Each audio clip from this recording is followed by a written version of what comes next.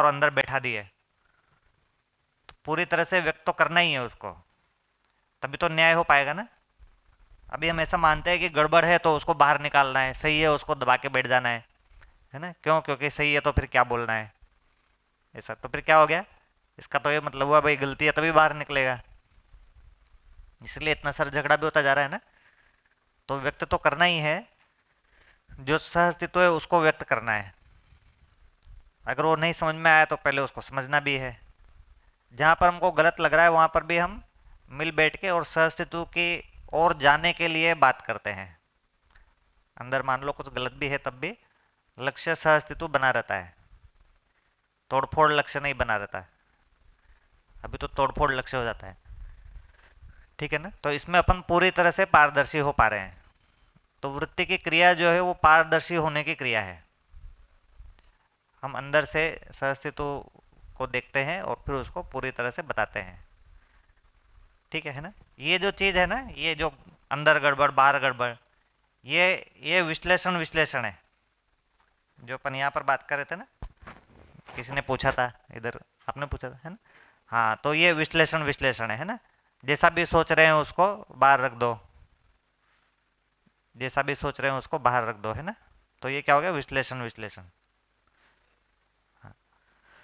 अपन क्या है, तुलन तक जाते हैं ना, तो फिर अलग कहानी होती है। ये जैसा भी सोच रहे होते हैं ना, उसमें यहाँ पर तुलन कुछ रहता है और बोलना कुछ रहता है। ये विश्लेषण में ये समस्या रहती है, ठीक है ना। तो तुलन तो प्रिय लाभ का हो रखा है और उस पर अपन को पता नहीं है, और जो विश्लेषण है वो हमको ऐसा लग रहा है न्याय धर्म सत्य का हो रहा है, ठीक है ना। आदमी, हाँ, आदमी भाषा ऐसे ही बोल रहा होता है जैसे वो, है ना, न्याय धर्म सत्य की भाषा बोल रहा है, तो इसलिए उसमें बात नहीं हो पाती है, ठीक है ना। अगर इतना भी बात हो पाए कि भाई दृष्टि ये है, तब भी थोड़ी बहुत बात हो पाएगी। अच्छा, ऐसा बात नहीं होने में आदर्शवाद का बड़ा महत्व है, क्योंकि आदर्शवाद ने मान लिया कि प्रियत लाभ गलत है। अब आदमी को लग रहा होगा प्रियत लाभ, पर फिर भी बोल नहीं रहा है वो, है ना। ये आदर्शवाद की समस्या है ना, इसकी समस्या ही है। उसने सब मान लिया है कि यहाँ पर जो प्रियहित लाभ है वो एकदम गड़बड़ी चीज है, तो उसको अपन बोल रहे हैं प्रियहित स्वायत्त। तो एकदम ही गड़बड़ चीज है तो फिर यहाँ पे डबल आ ही जाएगा ना। इसलिए यहाँ पर ये जो है ये रहस्य, और जो है ना ये रहस्य वही है, इसी को रहस्य बोल रहे हैं कि अंदर से तुलन कुछ है और अपन बोल कुछ रहे हैं, ठीक है ना। तो यहाँ पर अपन बात कर रहे हैं कि ये तुलन मतलब ये जो सारा अपन विश्लेषण कर रहे हैं फाइनली निकालना क्या चाह रहे हैं, ये वो है तुलन। मतलब इस सारे विश्लेषण को सार करना, कि अपन इससे निकाल क्या रहे, निकालना क्या चाह रहे हैं। अगर वहां पर बात हो पाएगी तो फिर पूरी बात होगी, ठीक है ना। यहाँ पर मैं हूं, तो यहाँ पर मेरा मैं है, यहीं पे दूसरे का भी मैं है, दूसरे का मैं दूसरे के तुलन में, मेरा मैं मेरे तुलन में। तो किस दृष्टि से बात कर रहे हैं ना, क्या मैं निकालना चाह रहा हूँ वो यहाँ पर है। क्या मैं बोल रहा हूँ वो जरूरी नहीं कि वो मैं निकालना ही चाह रहा हूँ, ठीक है। इस पर बात हो सकती है, मैं यहाँ पर हूँ। ऐसा आदर्शवाद की वजह से अपना में दिखाई भी नहीं देता हमको, है ना। भौतिकवाद ने भी ऐसा नहीं है कि इसको एड्रेस किया है, भौतिकवाद भी यही रह गया है, उसमें तो और ज्यादा यही है ना, बस इसी को बोलते रहो। हाँ, वही पाना क्या है यहाँ पर आएगा, है ना। यहाँ पर तो पाने की क्रिया है, पर पाना क्या है वो तय हो रहा है यहाँ पे। पाना क्या है वो तय हो रहा है। हाँ, पाना क्या है यहाँ पर तय है, और ये पाना है वो पाना यहाँ पर तय हो रहा है। पा रहे हैं वो यहाँ पर आस्वादन हो रहा है, और पाना क्या है यहाँ पर तुलन हो रहा है, ठीक है ना। तो अभी जड़ को पाना चाह रहे होते हैं, पर आदर्शवाद ने उसको इतना खराब बता दिया है कि ऐसा मुंह से निकल नहीं रहा है कि भाई जड़ को पाना चाह रहे हैं ना। तो फिर जो है वो न्याय को ही पाना चाह रहे हैं, ऐसा बोल बोल के हम जड़ को पाना चाह रहे हैं बोल रहे होते हैं। तो इसलिए इतनी अच्छी अच्छी भाषा हमारी बन जाती है, वो भाषा के चक्कर में फंस जाते हैं। पूरा मानव जाति जो है वो भाषा के चक्कर में फंस गया है। ऐसा रहता है ना, अपन यहाँ पर बात करते हैं, उधर पीछे एक आदमी बैठा होता है, उसने भी तो यही बोला था, उसने भी तो यही बोला था, है ना, हमारे वहाँ तो यही बोला था। भाई बोला था थोड़ी है, वो तो विश्लेषण है। विश्लेषण तो हमेशा ही अच्छा हो सकता है। जितनी भी कंपनी है ना, उनका जो भी ऑब्जेक्टिव रहता है, मोटो रहता है, जो कागज में लिखा रहता है ना, वो तो कितना बढ़िया रहता है। ऐसे रहता है ना। तो हमारे ग्रंथ, धर्म ग्रंथ भी बहुत बढ़िया रहते हैं, वो सब बढ़िया ही है। तो वो सब विश्लेषण है। तो अच्छी से अच्छी भाषा का मतलब भी सही है ऐसा नहीं है। उसको लिखने वाला आदमी क्या पाना चाह रहा था, और उसमें फिर उस रियल आदमी की बात हो पाएगी, फिर किसी काल्पनिक आदमी की भी बात नहीं हो सकती उसमें। ठीक है। तो उससे निकल के आता है। इसलिए नागराज जी का जो प्रश्न था, दूसरा प्रश्न, कि आप तो वाक्य प्रमाण के, आप तो वाक्य का उद्गाता प्रमाण, तो शब्द प्रमाण जो बोल दिया है वो प्रमाण, या वो, क्योंकि शब्द तो इधर गति क्रिया में आएंगे, तो स्थिति क्रिया प्रमाण बनेगा। ठीक है। जैसे अपन कहीं पे जूते की शॉप पे जाते हैं जूता खरीदने के लिए, है ना, तो वहाँ पर वो जो जूते वाला होता है वो कितना अच्छे से प्रस्तुत हो रहा होता है। नहीं, मुझको तो बड़ा ही खराब लगता था, मैं जूता खरीदने जाता था तो उसमें क्या, वो जूता पहना रहा होता है पैर पे, तो मुझे बहुत खराब लगता था वो। ऐसे करते हैं ना, वो एक ऐसे रहता है, उसके ऊपर पैर रख देते हैं, फिर वो है ना उसमें पैर घुसाता है, फिर वो फीता बांध रहा होता है। हम कोशिश करते हैं हम बांध दे, फिर भी वो जबरदस्ती बांध रहा होता है ना। अब इतना सारा करने के बाद में हम जूता नहीं खरीदते। नहीं, तो उसके बाद में भी वो अच्छी स्माइल देता है जब जूता नहीं खरीद रहे होते हैं। लेकिन फिर पता चलता है ये तो अच्छी स्माइल नहीं है ना, अंदर से तो दुखी हो गया बेचारा। तो इसमें पता चल रहा है ना, जो चयन, विश्लेषण और तुलन, इसमें डिफरेंस दिखा ना यहाँ पे। तो तुलन कुछ और ही है ना, और विश्लेषण और चयन कुछ और हो रहा है। तो प्रियत लाभ के साथ ये समस्या है, अगर वो सटीक नहीं है, उससे अपन उसका अधिमूल्यन करके बैठे हैं, अब उस अधिमूल्यन को व्यक्त तो कर नहीं सकते, तो फिर हम उसको न्यायधर्म सत्य की भाषा बना देते हैं।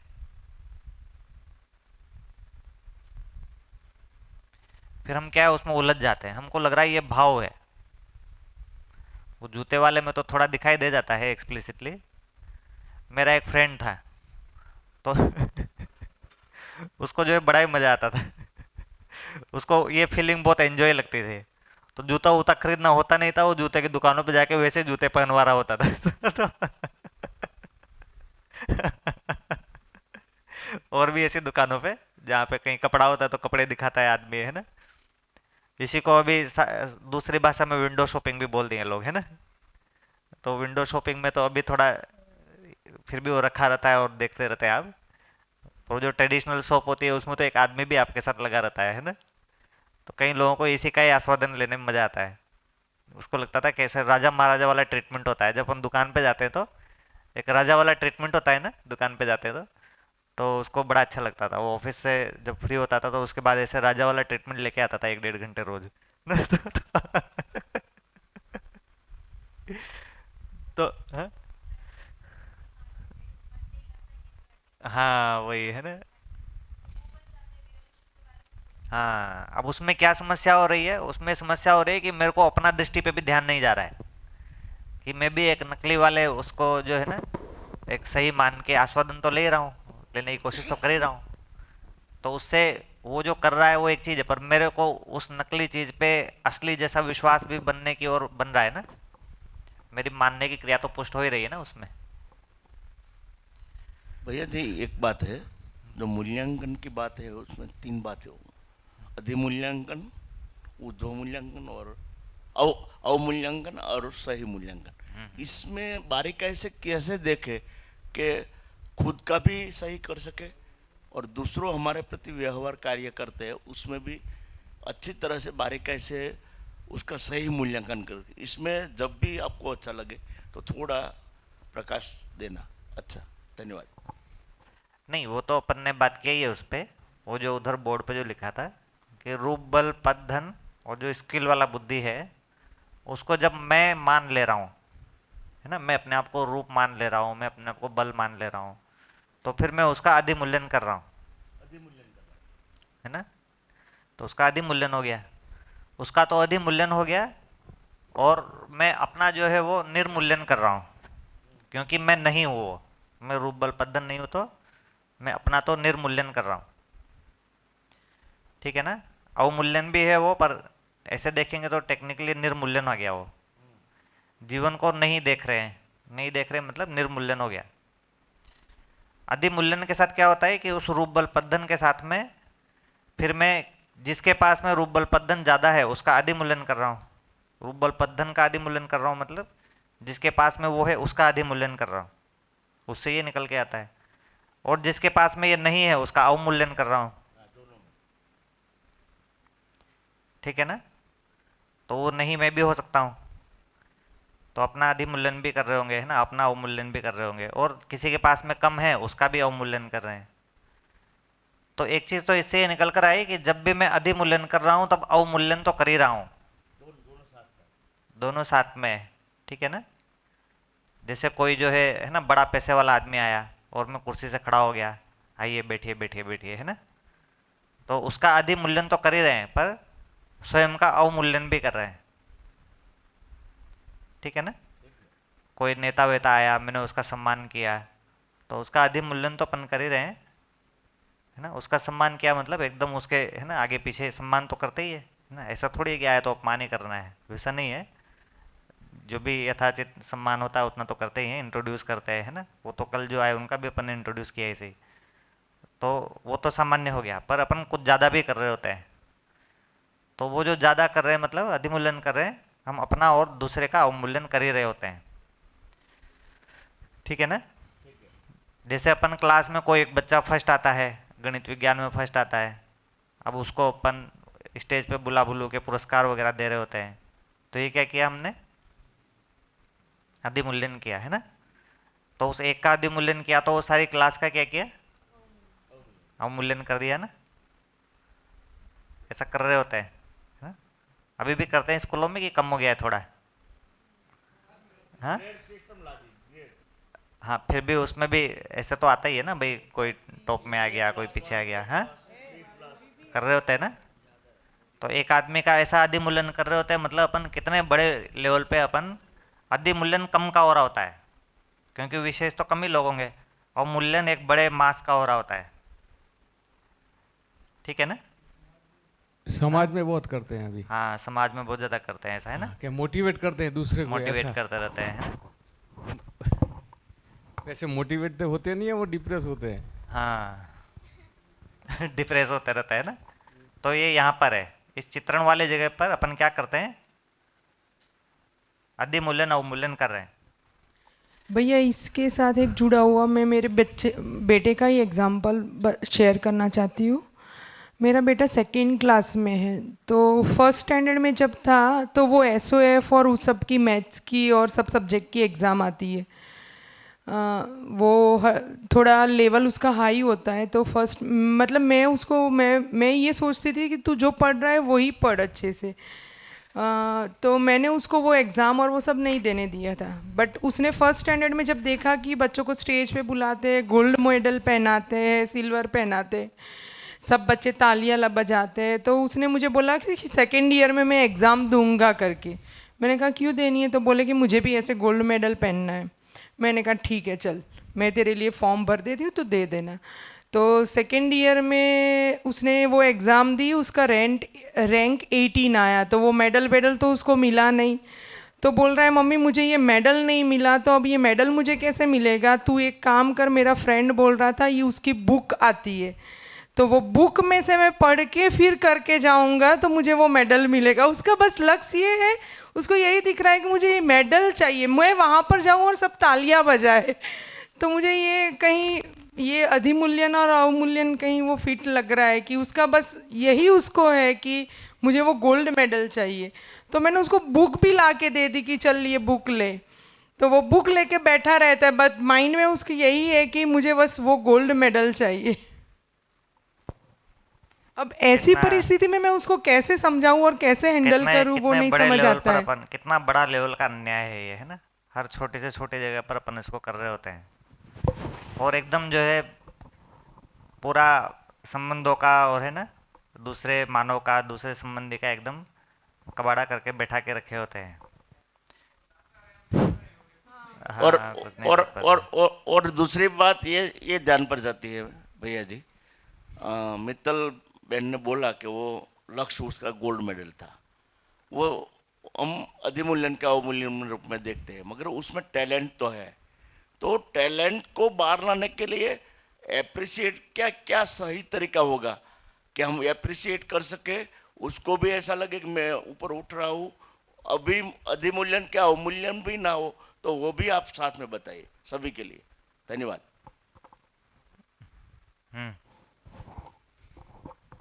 मैं भैया हाँ हाँ मैं बिल्कुल। इसको भैया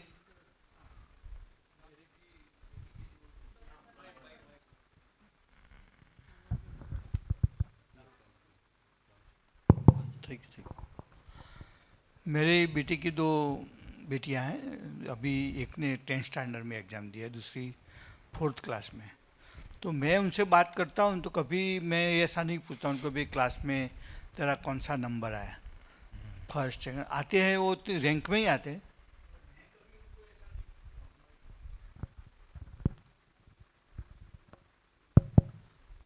मैं उनको ऐसा पूछता हूँ कि लास्ट एग्ज़ाम में आपके कितने थे, तो अभी इस एग्ज़ाम में आप कितने लाए, तो उनको इम्प्रूवमेंट करने का बोलता हूँ। वो कंपटीशन में नहीं पूछता हूँ कि भाई आपके क्लास में फर्स्ट वाले को कितना परसेंटेज आया तो हमको वहाँ पहुँचना, ऐसा नहीं बोलता।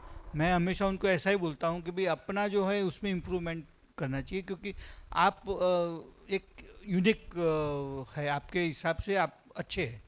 तो समझो कि इस में आपका 80% आया तो आपका गोल 85 ऐसा होना चाहिए। तो खुद से ही उनको इम्प्रूवमेंट का मैं हमेशा उनसे बात करता हूँ। कभी पर ऐसा नहीं पूछता कि भाई क्लास में फर्स्ट आया उसको कितना आया, वहाँ आपको पहुँचना है, ऐसा कुछ बोलता ही नहीं। तो उस तरह हम कर सकते हैं ऐसा। ठीक।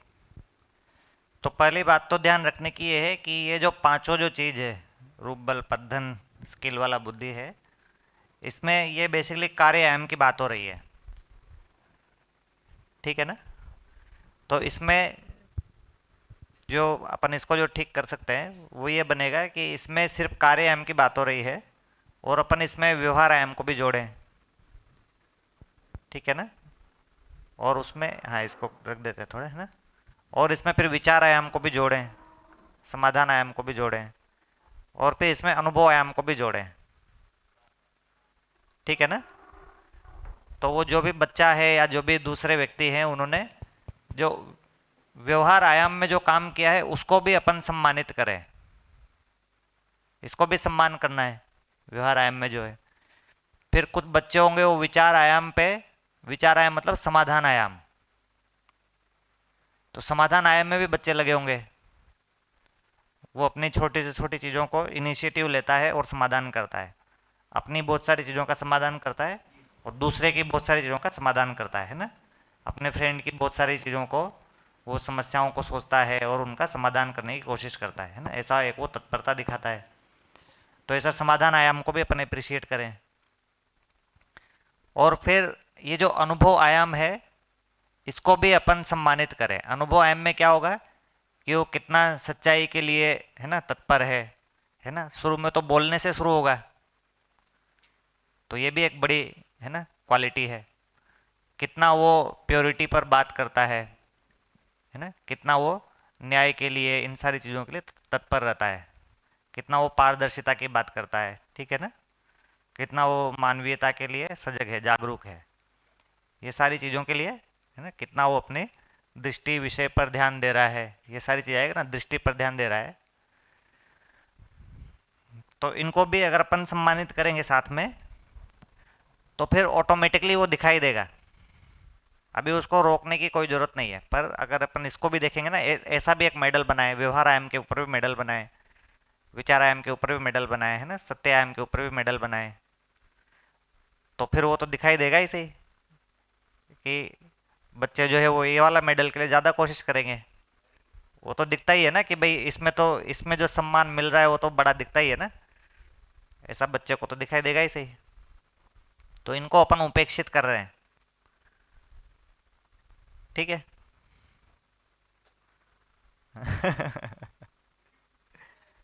हाँ नहीं, इसमें कोई नहीं छूटता है असल में। व्यवहार आयाम में और जो विचार अनुभव आयाम में कोई छूटता नहीं है, ये तो खास बात है ना। हाँ नहीं, कहीं ना कहीं सेट हो जाएंगे, एक चीज़ है, पर जब अपन इस तरह का जैसे अपन जो श्रेष्ठता है, श्रेष्ठता को जब अपन ला रहे होते हैं ना, श्रेष्ठता की अपन बात कर रहे होते हैं, तो उसमें उपेक्षा आती नहीं है। इसकी जब अपन बात करते हैं इनमें, हाँ, इसमें उपेक्षा आती नहीं, इसमें उपेक्षा आती है। ये जो कार्यायाम में है ना, हाँ, इसमें इसमें क्या है, विशेषता है। उसमें श्रेष्ठता है नहीं, इसमें विशेषता है। हाँ, तो इसमें उपेक्षा आती है। जैसे अगर अपन सही व्यवहार का किसी का सम्मान करते हैं ना, कि इसने ये व्यवहार सही किया है ना, यहाँ पर इसने सही व्यवहार किया, तो उससे ऐसा नहीं होता कि दूसरे आदमी को कॉम्प्लेक्स आ जाता है। उससे उसमें सही में प्रेरणा आती है। हम उसका सम्मान कर रहे होते हैं, वो भी उसका सम्मान कर ही रहा होता है। ठीक है ना। सुविधा में ऐसा नहीं रहता है। सुविधा में हम किसी की सुविधा की कुछ बात कर रहे होते हैं, तो फिर दूसरा उसमें उसमें कुछ इन्फीरियरिटी आ जाती है, कॉम्प्लेक्स आ जाता है, ईर्ष्या आ जाता है। तो सही में अपन आगे बढ़ते हैं ना, तो उसमें दूसरे सब लोगों को अच्छा ही लगता है, भाई सही में आगे बढ़े हैं, उसके लिए इनको सम्मानित किया जा रहा है। उससे ईर्ष्या द्वेष नहीं आता उसमें। बॉस है वो नहीं, प्रोफेशनल लाइफ का मतलब ही हम कार्यायाम में पहुंच गए। हाँ, पर उसमें अगर बॉस किसी एक कलीग को अप्रिशिएट करते हैं तो बाकी को दिक्कत होती ही है। हाँ, तो अप्रिशिएट वो द्वेष द्वेष और ईर्ष्या आता ही है। प्रोफेशनल लाइफ मतलब यहाँ पहुंच गए हम। इसमें इसमें अभी हम इस व्यवहार आयाम में है ही नहीं। प्रोफेशनल लाइफ में व्यवहार आयाम थोड़ी है, वो कार्य आयाम ही है। उसमें हम व्यवहार को देखते हैं तो भी कार्य के अर्थ में व्यवहार को देखते हैं, इसलिए वहाँ पर नहीं चलेगा। ये चलेगा जहाँ पर अपन एक्चुअल में व्यवहार आयाम में है। जैसे परिवार में अपन एक्चुअल में व्यवहार आयाम में होते हैं ना, परिवार में मित्रों के साथ में, वहाँ पर तो कोई कार्यायाम होता नहीं है ना। आस पड़ोस में, मोहल्ले में, समाज में, इसमें कोई कार्यायाम नहीं है ना। वो कंपनी में होता है। जैसे स्कूल में तो कार्यायाम नहीं है। ठीक है ना। कार्यायाम एक्चुअल में अपने जीने का ना बहुत छोटा भाग होता है, हमें उसको बड़ा मान के बैठे हुए हैं। भैया थोड़ा और खोलिए। थोड़ा थोड़ा ये चारों आयाम तो बहुत टाइम से रहते हुए आ रहे हैं। कैसे देखा जाए, अनुभव, विचार, कार्य, व्यवहार में कैसे अपने में देखा जाए, कैसे वो प्रोसेस स्टार्ट होती है अपने में, या आप अपना रख सकते हो कि आप कैसे देखते हो उसको।